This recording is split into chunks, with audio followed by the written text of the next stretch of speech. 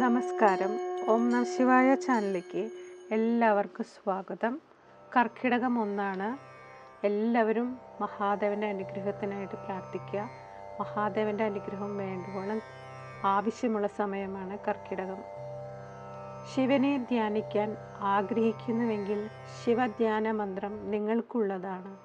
ഈ ജീവിതത്തിലോ കഴിഞ്ഞ ജീവിതത്തിലോ ചെയ്ത എല്ലാ പാപങ്ങൾക്കും പാപമോചനം കണ്ടെത്താൻ ഈ മന്ത്രം സഹായിക്കുന്നു.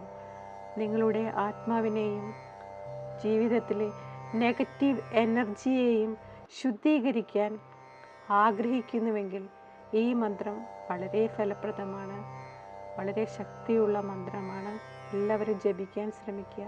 മഹാദേവൻ്റെ അനുഗ്രഹത്തിനായി പ്രാർത്ഥിക്കുക. ഈ മാസം വരുന്ന മാസങ്ങളും നല്ലതായിരിക്കാൻ മഹാദേവൻ്റെ അനുഗ്രഹം ഉണ്ടാവട്ടെ. ശിവധ്യാന മന്ത്രം.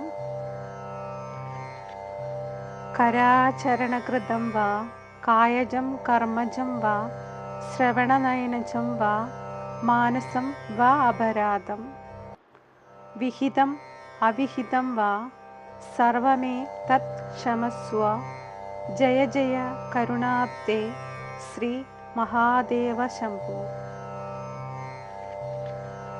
കരാചരണകൃതം വാ കായജം കർമ്മജം വാ ശ്രവണനയനജം വാ മാനസം വാ അപരാധം വിഹിതം അവിഹിതം വാ സർവമേ തത് ക്ഷമസ്വ ജയ ജയ കരുണാബ്ദേ ശ്രീ മഹാദേവ ശംഭോ.